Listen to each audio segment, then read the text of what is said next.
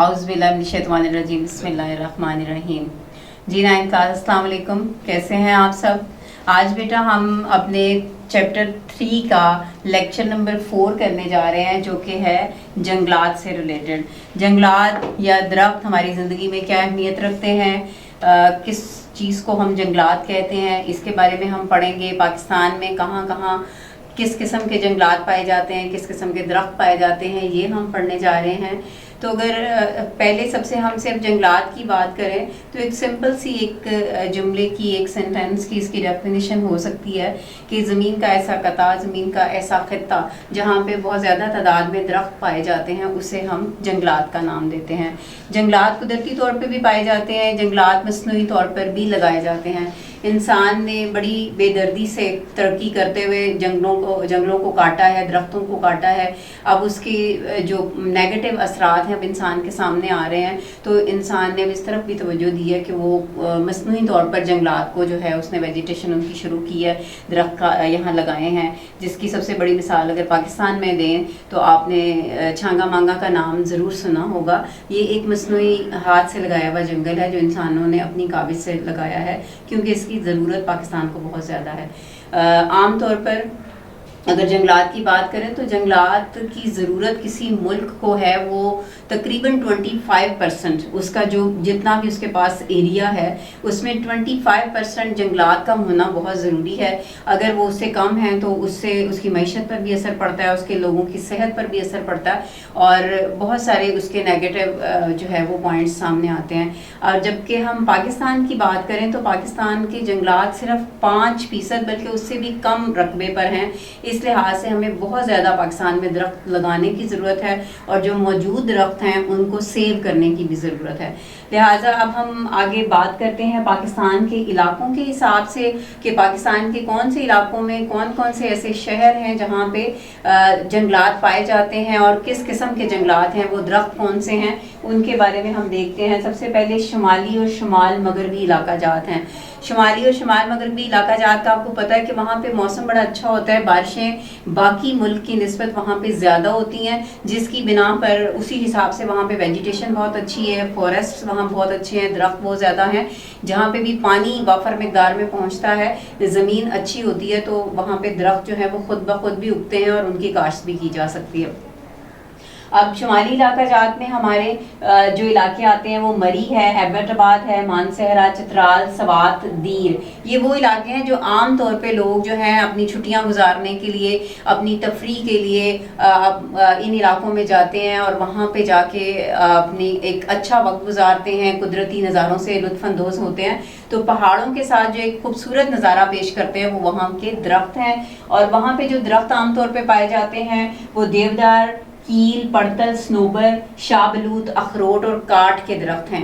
ये सारे दरख्त जब आप इन इलाकों में जाते हैं तो दरख्त ये सारे क्योंकि बहुत सारे रास्ते जो हैं वो पहाड़ों को काट के बनाए गए हैं, तो वो पहाड़ों पे साथ साथ आपके रास्ते जहाँ पे होते हैं वहाँ साथ साथ ये सारे दरख्त लगे हुए आपको नज़र आते हैं। उसके साथ साथ दरख्तों के ऊपर उनकी चोटियों पर भी ये दरख्त उगे हुए होते हैं, क्योंकि कुदरती तौर पर इनको पानी मिलता है। जो दरख्तों की चोटियों पर बर्फ़ जमी होती है वो सारा साल उसमें से पानी बहता है, फिर ज़्यादा मौसम यहाँ पे बारिशों का रहता है, तो इस वजह से नेचुरली यहाँ पे दरख्त उगते भी हैं और उनकी ग्रोथ भी होती रहती है। उसके बाद दूसरा जो इलाका है वो पहाड़ी दामनी जंगलात हैं। पहाड़ी जो इलाके हैं हमारे, उनके जो दामन हैं, जहाँ से पहाड़ स्टार्ट होता है उसके नीचे का जो पोर्शन है उसको दामन बोला जाता है। वहाँ पे जो जंगलात पाए जाते हैं वो किन इलाकों में और उन पे कौन कौन से दरख्त हैं, उनमें है जी पिशावर का इलाका है, मर्दान, कोहाट, अटक, रावलपिंडी और जेहलम और गुजरात के कुछ इजलात हैं जहाँ पे पहाड़ी दामनी जो है वो जंगलात हैं। यहाँ पे पहाड़ पाए जाते हैं, इनके दामन में जो है ये दरख्त पाए जाते हैं और ये अच्छी इनकी ग्रोथ है वहाँ जंगलात की सूरत में है। और दरख्त इसमें जो है वो हैं फलाही, काहू, जुंड, बेर और तूत और सुंबल के दरख्त हैं जो कि पहाड़ के दामनी इलाकों में पाए जाते हैं और पहाड़ी दामनी जंगलात का नाम इनको दिया गया है। उसके बाद हम आते हैं नेक्स्ट بلوچستان کے جنگلات، بلوچستان ویسے تو تھوڑا سا ایسا زرخیز علاقہ نہیں ہے، لیکن جو بھی اس کے اضلاع ایسے ہیں جہاں پہ ویجیٹیشن ہو سکتی ہے، ان میں دو بیسک ہیں علاقے، کوئٹہ ہے اور کلات ڈویژن ہے۔ ان میں جو عام طور پہ تو آپ کو نظر آئیں گی خاردار جھاڑیاں، یعنی کانٹوں والی جھاڑیاں ہوتی ہیں۔ یہاں پہ آپ کو پتہ ہے لوگ زیادہ تر بھیڑ بکریاں پالتے ہیں، اس کی وجہ یہ ہے کہ وہاں پہ بہت بڑے بڑے درخت بہت کم ہوتے ہیں، چھوٹی چھوٹی جھاڑیاں ہوتی ہیں، لوگ بھیڑ بکریاں پالتے ہیں اور انہی جھاڑیوں کو اپنے چارے کے طور پر، بکریوں کے چارے کے طور پر استعمال کرتے ہیں۔ پھر یہاں پہ مازو، چلغوزہ، توت اور پاپلر، یہ درخت جو ہیں وہ ان علاقوں میں کوئٹہ اور کلات ڈویژن کے علاقے میں پائے جاتے ہیں، جسے ہم بلوچستان کے علاقے کے جنگلات کا نام دیتے ہیں۔ نیکسٹ چوتھے نمبر پہ ہیں میدانی علاقوں کے جنگلات، یعنی وہ علاقے جہاں پہ ہم خود رہتے ہیں، ہم جن علاقوں میں رہتے ہیں یہ میدانی علاقے ہیں۔ یہاں پہ جو جنگلات پائے جاتے ہیں وہ میدانی علاقوں کے جنگلات کہلاتے ہیں۔ ان میں چانگا مانگا کا نام آپ نے سنا ہوگا، چانگا مانگا علاقے کا بھی نام ہے، اور وہاں جو میں نے آپ کو پہلے بھی بتایا کہ مصنوعی طور پر جو ایک جنگل لگایا گیا ہے اس کا نام چانگا مانگا ہے۔ پھر اس کے علاوہ چیچا وطنی کا علاقہ، ٹوبا ٹیک سنگھ کا علاقہ، شور کوٹ، بہاولپور، تونسا، سکھر، کوٹری اور گدو، یہ وہ علاقے ہیں جو کہ میدانی علاقوں میں جہاں پہ درخت بہت زیادہ اچھی تعداد میں موجود ہیں۔ اور ان میں درخت کون کون سے ہیں؟ شیشم، پاپلر، شہتوت، سنبل، جامن اور دھریک اور سفیدے، یہ درخت یہ ہم آپ نے جب باہر نکلتے ہیں سڑکوں پہ ارد گرد یا پارکس میں ایسی جگہ پہ جہاں پہ درخت موجود ہوتے ہیں، یہ ہمارے ارد گرد سے سارے درخت ہم ان کو دیکھتے ہیں اور ان کو ہم جانتے ہیں ان کے بارے میں، کیونکہ یہ ہمارا اپنا علاقہ ہے۔ تو اس طرح سے 4 حصوں میں ڈیوائیڈ کیا گیا ہے جنگلات کو پاکستان کے اندر جو پائے جاتے ہیں علاقوں کے حساب سے۔ پہلا ہم نے شمال اور شمال مغربی علاقوں کے جنگلات کے بارے میں پڑھا ہے، دوسرا جو ہے وہ ہم نے پہاڑی دامنی علاقوں کے بارے میں پڑھا ہے، تیسرا بلوچستان کے جنگلات، اور چوتھا میدانی جنگلات جو میدانی علاقوں میں پائے جاتے ہیں۔ اب یہ جنگلات کی اقسام تو ہو گئی جو پاکستان کے اندر پائی جاتی ہیں اور جن علاقوں میں پائی جاتی ہیں۔ اب آ جاتے ہیں اس کی اہمیت کی طرف۔ سٹارٹ میں بھی تھوڑی سی اس پہ میں نے بات کی ہے، آپ خود بھی جو پڑھے لکھے لوگ ہیں جو جانتے ہیں وہ درختوں کی اہمیت سے بخوبی واقف ہیں۔ تو اس کی اہمیت پہ اگر ہم بات کریں تو سب سے پہلے میں نے جو پوائنٹ اس میں لکھا ہے وہ آکسیجن ہے۔ آکسیجن کا واحد جو ایک ذریعہ ہے وہ درخت ہیں، اور ہم لوگوں کی زندگی، جتنے بھی جاندار ہیں ان کی زندگی کے لیے، سانس لینے کے لیے آکسیجن جو ہے وہ ایک بنیادی حیثیت رکھتی ہے، اس کے بغیر ہم سانس نہیں لے سکتے، ہم زندہ نہیں رہ سکتے۔ تو یہ ایک ہی سورس ہے جو کہ درختوں سے حاصل ہوتی ہے۔ ان درختوں کو جتنی بے دردی سے انسان کاٹ رہا ہے وہ سارا کا سارا نقصان جو ہے وہ ایونچولی انسان کو خود ہی ہوتا ہے۔ آپ الیکٹرانکس میں کتنی بھی ترقی کر لیں، آپ سائنس میں کتنی بھی ترقی کر لیں، کسی بھی شعبے میں ترقی کر لیں، لیکن اگر آپ کی صحت اچھی نہیں ہے اور اگر آپ کی زندگی نہیں ہے تو وہ کسی بھی قابل کسی بھی کام نہیں آ سکتے آپ کے۔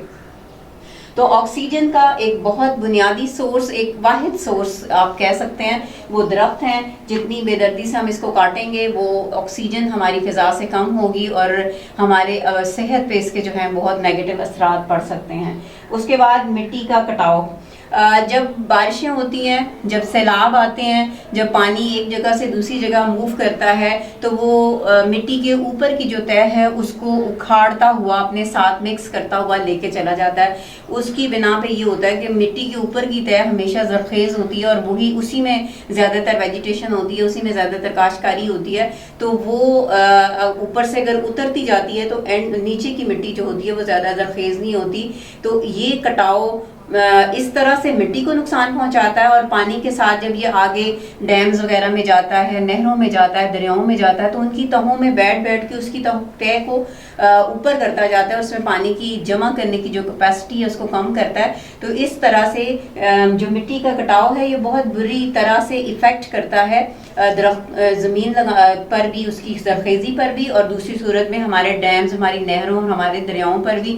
یہ درخت جو ہیں یہ اس مٹی کے کٹاؤ کو روکتے ہیں۔ جب درخت لگے ہوئے ہوتے ہیں ان کی جڑیں جو ہیں وہ مٹی کو جو ہے وہ اچھے سے اس کے اندر جکڑے ہوئے ہوتی ہیں اور مٹی کو وہ اوپر سے اکھڑنے نہیں دیتی ہیں، اور پانی کی رفتار کو بھی کم کرتے ہیں درخت۔ ظاہر سی بات ہے آگے سے کوئی بھی ہنڈرنس آتی ہے، کوئی بھی رکاوٹ آتی ہے تو پانی کی رفتار جو بہت تیزی سے آ رہا ہوتا ہے اس میں کمی آتی ہے۔ اور مٹی کا کٹاؤ جو ہے اس سے کم ہوتا ہے۔ پھر توانائی کے وسائل، ہمیں اپنی توانائی کے وسائل میں جو ہم پڑھتے ہیں، بجلی ہے ہمارے پاس، کوئلے کے بارے میں ہم پڑھتے ہیں، گیس کے بارے میں پڑھتے ہیں، تو ان سب کے ساتھ ساتھ لکڑی بھی توانائی کا ایک سورس ہے، کیونکہ بہت ساری میجر پیمانے پہ جو لوگ ہیں وہ لکڑی کو جلا کے اپنے کھانے بنانے کے لیے گاؤں میں، دیہاتوں میں، پاکستان کا زیادہ تر جو آبادی ہے، اب 70% تک آبادی جو ہے وہ گاؤں میں رہتی ہے، وہ سب کے سب ان کے پاس گیس کی سہولت موجود نہیں ہے، تو وہ جو کوئلے کے علاوہ ایک سورس استعمال کرتے ہیں، وہ درختوں کی لکڑی ہے، اس کو جلا کے وہ اپنے کھانے پکاتے ہیں، اپنی ضروریات زندگی جو ہے وہ اس سے پوری کرتے ہیں۔ تو اس طرح سے توانائی کا بھی ایک بہت بڑا ذریعہ ہے۔ جب بھی درخت کاٹے جائیں ان کی جگہ دوبارہ درخت لگانے کو انشور کیا جانا چاہیے، تاکہ آئندہ آنے والے چند سالوں میں درختوں کی کمی کا شکار نہ ہوں۔ پھر تجارتی مقاصد، درختوں سے آپ کو پتہ ہے جو لکڑی حاصل ہوتی ہے، جو اچھی اور اعلیٰ قسم کی لکڑی ہوتی ہے، اس سے فرنیچر بنایا جاتا ہے، اس سے اور آفیسز کے لیے فرنیچر، گھروں کے لیے فرنیچر، الماریاں گھروں کے اندر بنتی ہیں، بہت سی اور چیز ضروریات زندگی جو اس سے پوری کی جاتی ہے۔ وہ سارے اچھے پیمانے پہ جو فرنیچر بنتا ہے اس کو پھر ایکسپورٹ بھی کیا جاتا ہے، تجارت بھی اس کی جاتی ہے، ملک کے اندر بھی ایک شہر سے دوسرے شہر اس کی تجارت ہوتی ہے، اور ایک ملک سے دوسرے ملک میں بھی اس کی تجارت ہوتی ہے، اور ملک کی معیشت کے لیے یہ بہت ہی سود مند ہوتے ہیں۔ اس کے بعد فرنیچر اور دوسری اشیاء کے جو میں نے اس کا ذکر کیا کہ تجارتی پیمانے پر یا تجارتی حوالے سے ہی ان کا ذکر ہوتا ہے، اور یہ تجارتی ملک کے اندر بھی تجارت ہو سکتی ہے اور ملک کے باہر بھی۔ پھر آب و ہوا پر خوشگوار اثرات، درخت جب ہوتے ہیں یہ آب و ہوا کو بہتر کرتے ہیں، ان کی ویسے ہی ان کو دیکھنے کے سے آنکھوں کو بڑی تراوٹ فیل ہوتی ہے، سکون فیل ہوتا ہے، جب یہ بارش برسانے کا بھی باعث بنتے ہیں، یہ درجہ حرارت کو کم کرنے کا بھی باعث بنتے ہیں، اور ان سے یہ جڑوں سے اپنے جتنا پانی سوک کرتے ہیں، ان کے پتے ہرے بھرے ہوتے ہیں، اور فضا میں جو یہ آکسیجن جو ہے وہ شامل کرتے ہیں، وہ انسانوں کے لیے بہت ہی سود مند ہوتی ہے، بہت ہی فائدہ مند ہوتی ہے، اور انسان درختوں کو دیکھ کے انزائٹی، اپنی جو پریشانی ہے، جو ایسے آج کل سائیکولوجیکل بیماریاں ہیں انسان کی، وہ اس سے بہت اچھا اثر جو ہے وہ ان پہ ہوتا ہے، اور اس میں پازیٹیوٹی آتی ہے، بارش کا موجب بنتی ہیں، درجہ حرارت میں کمی کا باعث بنتے ہیں، ماحولیاتی آلودگی میں کمی، خاص طور پہ اسموک کا لفظ آپ نے بہت سنا ہوگا، پچھلے 2-4 سالوں سے ہم اسموک کا لفظ زیادہ استعمال کرتے ہیں، اس سے پہلے فوگ کا لفظ سنتے تھے۔ تو یہ کیسے بنتی ہے؟ جو فوگ قدرتی طور پہ جو ہوتی ہے ٹھنڈے موسم میں، اس میں جب ہماری فیکٹریوں سے نکلنے والا دھواں شامل ہوتا ہے تو وہ تھک سی طے بنتی ہے، ایک لیئر بنتی ہے جس کو اسموک کا نام دیا جاتا ہے، یہ اس کو کم کرنے کا بھی باعث جو ہے وہ درخت بنتے ہیں۔ اب یہ اسموک جو ہے یہ سانس لینے کے لیے بھی ہمیں بہت زیادہ نیگیٹو ہم پہ افیکٹ ڈالتی ہے، ہمارے لنگز اس سے افیکٹ ہو سکتے ہیں، پھر ہماری اسکن اس سے افیکٹ ہوتی ہے، ہماری آنکھیں اس سے افیکٹ ہوتی ہیں، تو یہ ساری بیڈ اس کی جو اس کے اثرات ہیں، برے اثرات جو ہیں اس کے انسان پر ہوتے ہیں، اس اسموک کو کم کرنے کے لیے جو سب سے بہتر کردار ادا کر سکتے ہیں وہ درخت ہی ہیں۔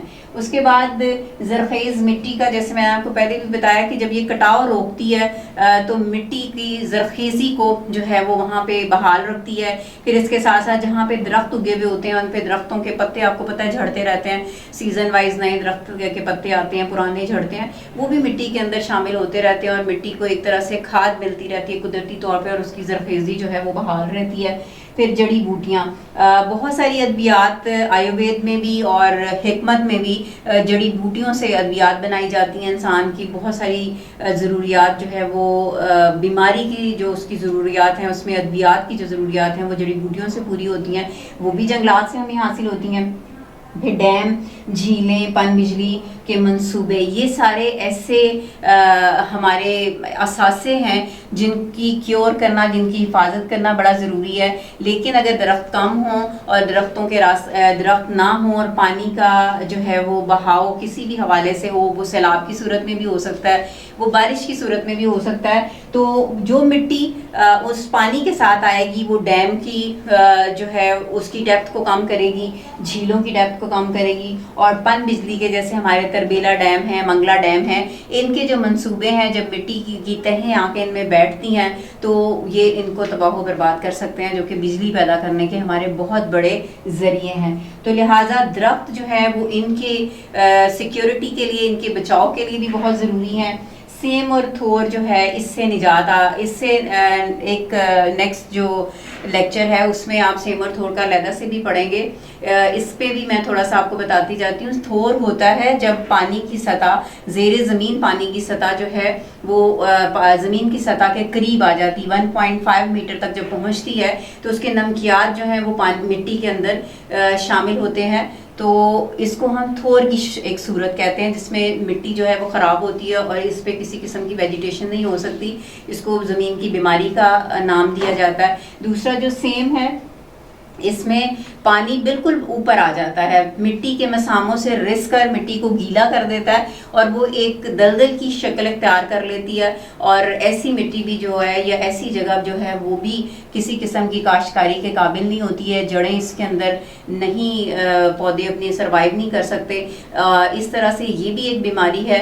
इन दोनों बीमारियों को जो है इनको क्योर करने के लिए, जैसे थोर की बीमारी है तो मुख्तलिफ किस्म की घास हैं, जो कल्लर घास या सूडान घास नाम की ये घास है और मुख्तलिफ चारे हैं, उनको अगर इस जगह पर उगाया जाए तो इसकी जो है वो थोर को कम किया जा सकता है और काबिल काश ज़मीन को बनाया जा सकता है। इसके अलावा सेम वाले जो इलाके हैं वहाँ पे सफ़ेदी और पॉपुलर के दरख्त लगाए जाएं तो उनकी जड़ें बहुत ज़्यादा पानी सोख करती हैं, तो उन इलाकों की जो ज़मीन है उसको भी फिर हम काबिल काश बना सकते हैं। तो इन बीमारियों से ज़मीन को बचा कर उस ज़मीन पर भी पौधे लगाए जाएं तो उससे भी हम फ़ायदा हासिल कर सकते हैं।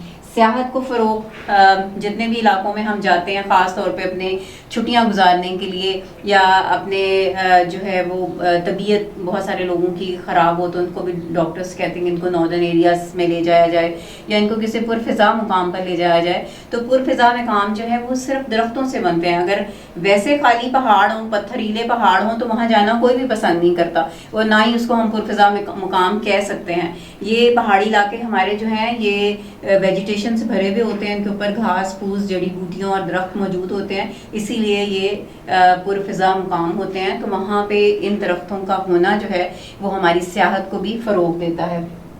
उसके बाद जंगली हयात का मस्कन।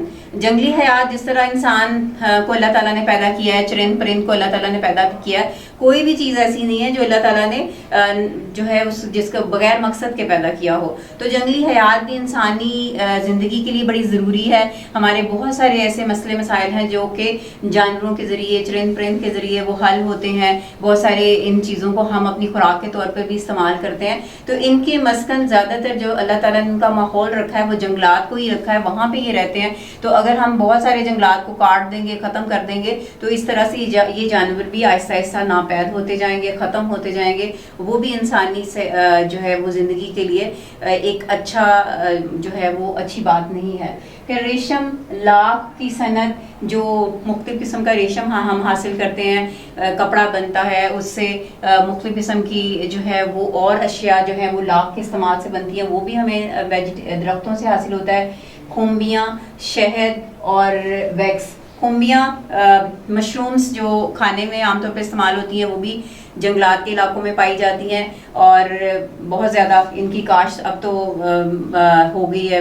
इसको किसान भी बाकायदा इसको बोने लग गए हैं, लेकिन कुदरती तौर पे भी ये पाए जाते हैं। शहद जो है आपको पता है लगता ही दरख्तों पे, मोस्टली जो छतें हैं वो दरख्तों पे जो मक्खियाँ लगाती हैं और वहाँ पे इसको बनाती हैं।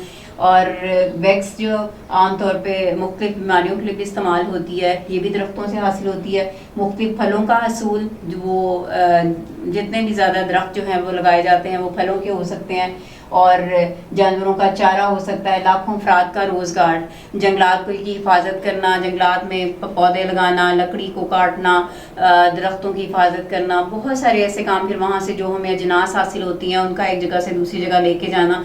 اور سیاحت کے حوالے سے جو ہم وہاں پہ لوگ جو ان کی لک آفٹر کرتے ہیں، یہ ساری چیزیں جو ہیں وہ لاکھوں افراد کے لیے روزگار مہیا کرنے کا باعث بنتی ہیں. اور پلپ اور کاغذ کی صنعت، کاغذ بیسیکلی آپ کو پتہ ہے کہ کاغذ لکڑی سے بنتا ہے، تو ایسی لکڑی جس کو پہلے وہ پلپ کی صورت میں بناتے ہیں، گودا بناتے ہیں اس کا، اور پھر اس سے پیپر تیار کیا جاتا ہے، یہ بھی درختوں سے حاصل ہوتے ہیں. اور اینڈ میں اب حکومتی اقدامات آپ نے دیکھا ہی ہوگا، ٹی وی پہ بھی سنا ہوگا، سال میں حکومت جو ہے وہ 2 دفعہ ہفتہ شجر کاری مناتی ہے. باقاعدہ ہمارے ملک کے جو بھی حکمران ہوتے ہیں وہ اپنے ہاتھ سے پودا لگاتے ہیں اور شجر کاری کے ہفتے کا آغاز کرتے ہیں. اور بہت ساری ایسی نرسریاں حکومت نے قائم کی ہیں جہاں پہ مناسب قیمت پہ پودے لوگوں کو ملتے ہیں کہ وہ لوگ پودے لگائیں. صرف پودے لگانے تک ہی کافی نہیں ہے، بلکہ ان کی پھر دیکھ بھال کرنا، ان کو پانی دینا، ان کو پروان چڑھانا، وہ سب سے زیادہ اہم کام ہے. اس پہ بھی توجہ جو ہے وہ حکومت اور عوام دونوں کو دینی چاہیے، کیونکہ درخت بہت اہم ہے. اس لیے ان کی حفاظت، ان کی دیکھ بھال سب کا فرض ہے. صرف حکومت کا ہی کام نہیں، بلکہ انڈیویجولی ہم میں سے ہر بندے کا یہ فرض ہے کہ وہ درختوں کو کاٹنے سے بچائے اور نئے درخت لگائے. آج کا یہی لیسن ہے، اس کو اچھے سے یاد کیجیے گا، اچھے سے سنیے گا اور کوشش کیجیے گا کہ اس درختوں کی حفاظت پہ ہم کام کر سکیں. اوکے، اللہ حافظ.